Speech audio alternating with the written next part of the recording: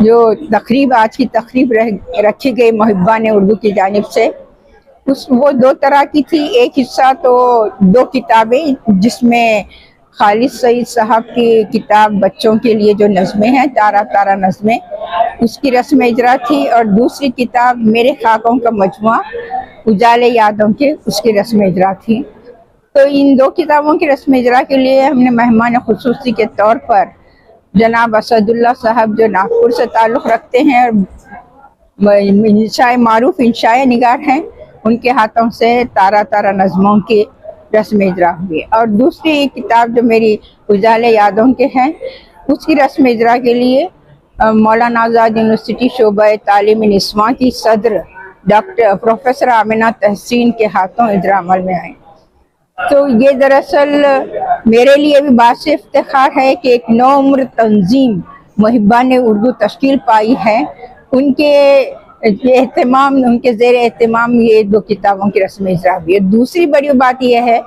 کہ یہ نوعمر تنظیم ہونے کے باوجود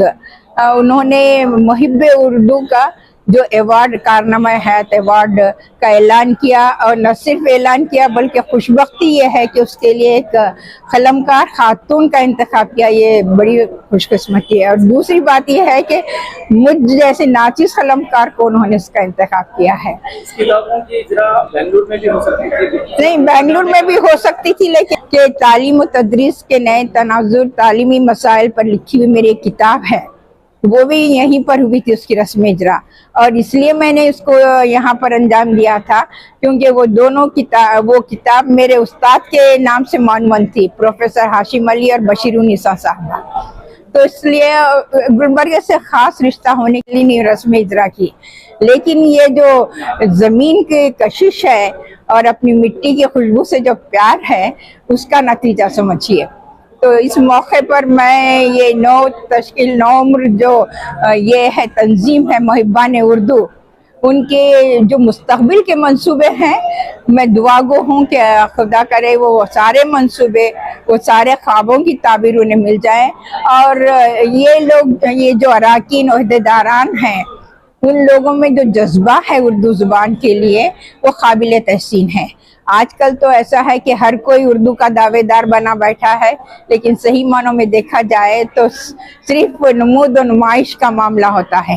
جذبہ صادق کی کمی نظر آتی ہے۔ لیکن بڑی بات یہ ہے کہ ان عہدیداران کے دل میں وہ جذبہ صادق ہے اردو کے لیے، اردو زبان کے لیے۔ تو میرا یہی کہنا ہے کہ نہ صرف کسی تنظیم کے لیے ہم ان پہ تکیہ کر کے بیٹھیں، بلکہ ہر فرد بھی، جیسے اقبال نے کہا ہر فرد ہے ملت کے مقدر کا ستارہ، تو اس طرح ہر فرد اردو زبان کے مقدر کا ستارہ ہے، تو اس کا بھی یہ فریضہ ہوتا ہے کہ اس کے تحفظ کے لیے کام کرے۔ حالانکہ اردو کی ترقی و ترویج کی بات کرتے ہیں، لیکن میں اس کے قائل نہیں ہوں۔ تاریخ و ترویج تو بعد میں آتی ہے، سب سے زیادہ تو ہمیں اردو زبان کے تحفظ کی ضرورت ہے۔ آج کے منظرنامے میں اس کا خیال رکھنا چاہیے۔ اردو کی کتابیں یا پھر اردو رسائل اور جرائد خرید کر نہیں پڑھتے؟ جی، آپ نے اپنے کتاب میں کہا کہ کتابوں کو خرید کر پڑھنا چاہیے۔ جی جی تو اردو ادب سے مادری زبان اردو ہے، جی وہی لوگ اردو کی کتابیں خرید رہے نہیں، جی جی آپ کو کیا لگتا ہے کہ نہیں، ان کو ترغیب تو دی جا سکتی ہے۔ پہلے تو اول دیکھیے، وہ خرید کے پڑھنے کی تو بات یہ ایک جسٹ میں نے ان کو ایک یہ دیا تھا، اشارہ دیا ہے کہ خرید کے پڑھیں کہ ان کا ضمیر کو کچھ تو احساس پیدا ہو، ورنہ تو مطالعے کی کمی آج کا سب سے بڑا مسئلہ ہے۔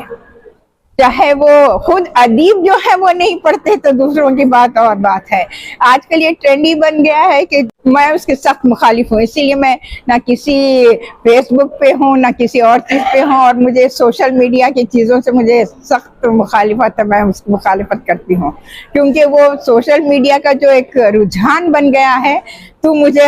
حاجی بگو میں تو جو ملا بگو ویسی بات ہے، تو اس لیے اس سے اردو کا بھلا ہونے والا نہیں ہے۔ چاہے دعوے کچھ بھی کرے یا بیان بازی سے کام آئے، مگر اردو کے لیے تو سچے خدمتگار کی ضرورت ہے۔ ویسے ہیں نہیں ہیں کہ ہم یہ نہیں نا امید ہو سکتے، ویسے حضرات بھی ہیں، ایک 20% بھی اگر 20% ہی مل جائے تو بہت بڑی بات ہے۔